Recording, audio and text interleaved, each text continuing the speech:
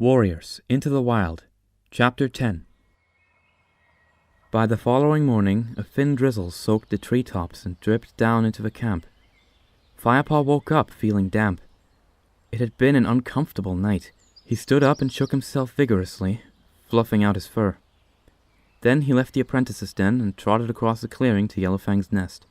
Yellowfang was just stirring. She lifted her head and squinted at Firepaw as he approached. My bones ache this morning. Has it been raining all night? Since just after moon high. Firepaw replied. He reached out and prodded her mossy nest cautiously. Your bedding is soaking wet. Why don't you move nearer to the nursery? It's more shelter there. What? And be kept awake all night for those mewling kits? I'd rather get wet. Firepaw watched her circle stiffly on her mossy bed.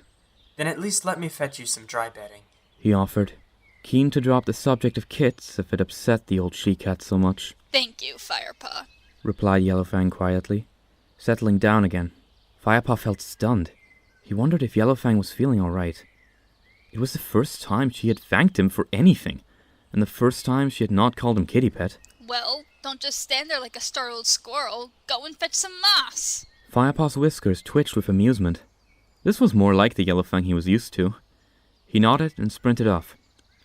He almost crashed into Speckletail in the middle of the clearing. This was the Queen who had watched Yellowfang's angry outburst at the tabby kit the day before. Sorry, Speckletail. Are you on your way to see Yellowfang? What would I want with that unnatural creature? Replied Speckletail crossly. Actually, it's you I'm looking for. Bluestar wants to see you. Firepaw hurried toward the high rock in Bluestar's den. Bluestar was sitting outside, her head bobbing rhythmically as she licked a grey fur below her throat. She paused when she noticed Firepaw. How was Yellowfang today? Her bedding is wet, so I was going to fetch her more. I'll ask one of the queens to see to that. Bluestar gave her chest another lick, and then eyed Firepaw carefully. Is she fit enough to hunt for herself yet? I don't think so, but she can walk well enough now. I see. She looked thoughtful for a moment. It is time for you to return to your training, Firepaw. But you'll need to work hard to make up for the time you have lost. Great! I mean, thank you, Bluestar. You will go out with Tigerclaw, Greypaw, and Ravenpaw this morning. I've asked Tigerclaw to assess the warrior skills of all our apprentices. Don't worry about Yellowfang. I'll make sure someone sees to her while you're gone. Now, join your companions. I expect they're waiting for you. Thank you, Bluestar. He turned with a flick of his tail and darted toward his den. Bluestar was right. Greypaw and Ravenpaw were both waiting for him by their favorite tree stump. Greypaw looked stiff and uncomfortable, his long fur clumped by the dampness of the air. Ravenpaw was pacing around the tree stump, lost in thought, the white tip of his tail twitching. So, you're joining us today? Greypaw called as Firepaw approached. Someday, huh? He shook himself roughly to get rid of the clinging wetness. Yeah, Bluestar told me that Tigerclaw is going to assess us today. Are Sandpaw and Dustpaw coming too? Whitestorm and Darkstripe took them out on warrior patrol. I suppose Tigerclaw is going to look at them later. Come on, we should get going, urged Ravenpaw. He had stopped pacing and now hovered beside them anxiously. Fine by me. Hopefully some exercise will warm me up a bit. The three cats trotted through the gorse track and out of the camp. They hurried to the sandy hollow. Tigerclaw had not arrived, so they hung around in the shelter of a pine tree, their fur fluffed up against the chill. Are you worried about the assessment? Firepaw asked Ravenpaw as the young cat padded backward and forward with quick, nervous paw steps. There's no need to be. You're Tigerclaw's apprentice, after all. When he reports back to Bluestar, he's going to want to tell her how good you are.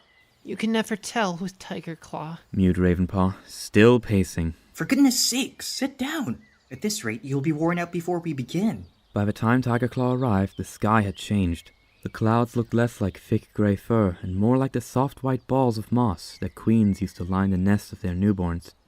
Blue skies couldn't be far behind, but the breeze that brought the softer clouds carried a fresh chill. Tigerclaw greeted them briskly and launched straight into the exercise details. Lionheart and I have spent the last few weeks trying to teach you how to hunt decently. Today you'll have a chance to show me how much you have learned. Each of you will take a different route and hunt as much prey as possible. Whatever you catch will be added to the supplies in the camp. The three apprentices looked at one another, nervous and excited. Firepaw felt his heart begin to beat faster at the prospect of a challenge. Ravenpaw, You will follow the trail beyond the Great Sycamore as far as the Snake Rocks. That should be easy enough for your pitiful skills. You, Greypaw, will take the route along the stream as far as the Thunder Path. Great. What pause for me? Tigerclaw's stare silenced him. And finally you, Firepaw. What a shame your great mentor couldn't be here today to witness your performance for herself. You shall take the route through the tall pines, past the tree-cut place, to the woods beyond. Firepaw nodded, frantically tracing the route in his head. And remember, I shall be watching all of you. Tigerclaw finished, fixing them all with his pale-eyed stare. Ravenpaw was the first to sprint away toward the Snake Rocks. Tigerclaw took a different track into the woods, leaving Greypaw and Firepaw alone in the hollow, trying to guess who Tigerclaw would follow first. I don't know why you think Snake Rocks is an easy route. That place is crawling with adders. Birds and mice stay away from there because there are so many snakes. Ravenpaw will have to spend his whole time trying not to get bitten. Oh, he'll be okay. Not even an adder would be fast enough to catch Ravenpaw at the moment. He's so jumpy. I'd better get going. See you back here later on. Good luck. Greypaw raced off toward the stream. Firepaw paused to sniff the air, then bounded up the side of a hollow and began to head to the tall pines. It felt strange to be going in this direction, toward the two-leg place he had been raised in. Cautiously, Firepaw crossed the narrow path into the pine forest. He looked through the straight rows of trees, across the flat forest floor, alert for the sight and scent of prey. A movement caught his eye. It was a mouse, scrambling for the pine needles. Remembering his first lesson, Firepaw dropped into the stalking position, keeping his weight in his haunches, his paws light on the ground. The technique worked perfectly. The mouse didn't detect Firepaw until his final leap. He caught it with one paw and killed it swiftly. Then he buried it, so that he could pick it up on his return journey. Firepaw traveled a little farther into the tall pines. The ground here was deeply rutted by the tracks of the huge two-leg monster that tore down the trees. Firepaw took a deep breath, his mouth open. The monster's acid breath had not touched the air here for a while. Firepaw followed the deep tracks, jumping across the ruts. They were half filled with rain, which made him feel thirsty. He was tempted to stop and take a few mouthfuls, but he hesitated. One lap of that muddy trench water and he'd taste the monster's foul-smelling tracks for days. He decided to wait. Perhaps there would be a rainwater puddle beyond the tall pines. He hurried onward through the trees and crossed the two-leg path on the far boundary. He was back amid the thick undergrowth of oak woods. He moved onward until he found a puddle and lapped up a few mouthfuls of the fresh water. Firepaw's fur began to prickle with some extra awareness. He recognized sounds and scents familiar from his old watching place on the fence post and knew instantly where he was. These were the woods that bordered the two-leg place. He must be very close to his old home now. Ahead, Firepaw could smell two-legs and hear their voices, loud and raucous like crows. It was a group of young two-legs, playing in the woods. Firepaw crouched and peered ahead through the ferns. The sounds were distant enough to be safe. He changed direction, skirting the noises, making sure he was not seen. Firepaw stayed alert and watchful, but not just for two-legs. Tigerclaw might be somewhere nearby. He thought he heard a twig snap in the bushes behind him. He sniffed the air, but smelled nothing new. Was he being watched now? Out of the corner of his eye, Firepaw sensed movement. At first he thought it was Tigerclaw's dark brown fur, but then he saw a flash of white. He stopped, crouched, and inhaled deeply. The smell was unfamiliar. It was a cat, but not a ThunderClan cat. Firepaw felt his fur bristle with the instincts of a clan warrior. He would have to chase the intruder out of ThunderClan territory. Firepaw watched the creature moving through the undergrowth. He could see its outline clearly as it skittered between the ferns. Firepaw waited for it to wander nearer. He crouched lower, his tail waving back and forth in slow rhythm. As the black and white cat neared, Firepaw rocked his haunches from side to side as he prepared to spring. One more heartbeat, then he leapt. The black and white cat jumped into the air, terrified, and raced away through the trees. Firepaw gave chase. It's a kitty pet. He thought as he raced through the undergrowth. Smelling its fierce scent, he was closing in rapidly on the fleeing animal. It had slowed its headlong rush, preparing to scramble up the wide, mossy trunk of a fallen tree. With the blood roaring in his ears, Firepaw leapt onto its back in a single bound. Firepaw could feel the cat struggling beneath him as he gripped on with all his claws. It let out a desperate and terrified yowl. Firepaw released his grip and backed away. The black and white cat cringed at the foot of the fallen tree, trembling, and looked up at him.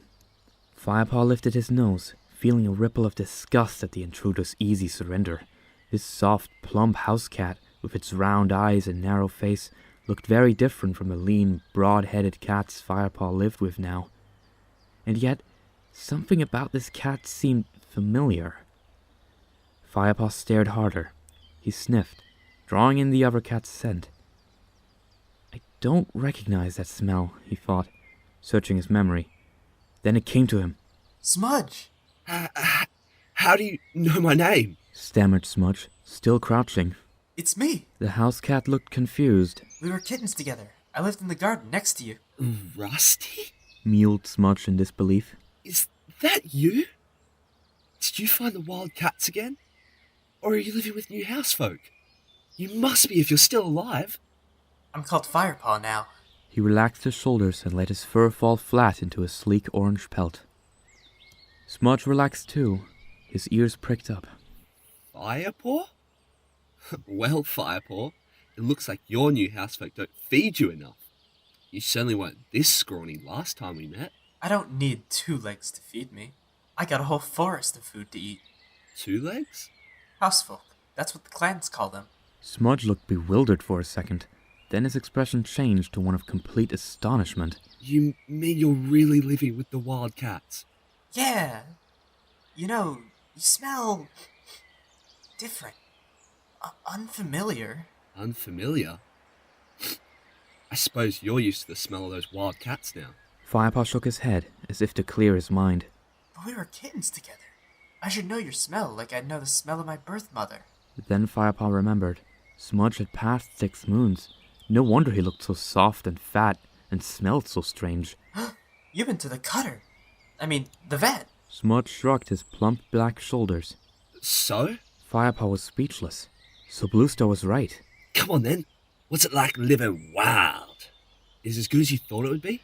Firepaw thought for a moment. About last night, sleeping in a damp den. He thought about mouse bile and cleaning away Yellowfang's dirt, and trying to please both Lionheart and Tigerclaw at once during training. He remembered the teasing he suffered about his kitty pet blood. Then he remembered the thrill of his first catch, of charging through the forest in pursuit of a squirrel, and of warm evenings beneath the stars sharing tongues with his friends. I know who I am now. Smudge tipped his head to one side and stared at Firepaw, clearly confused. I should be getting home. Mealtime soon. Go carefully, Smudge. Firepaw leaned forward and gave his old friend an affectionate lick between the ears. Smudge nuzzled him in return. And stay alert. There may be another cat in the area who's not as fond of kitty pets, house cats, as I am. Smudge's ears flicked nervously at these words. He looked around cautiously and leapt up onto the trunk of the fallen tree. Goodbye, Rusty. I'll tell everyone at home that you're okay. Bye, Smudge. Enjoy your meal.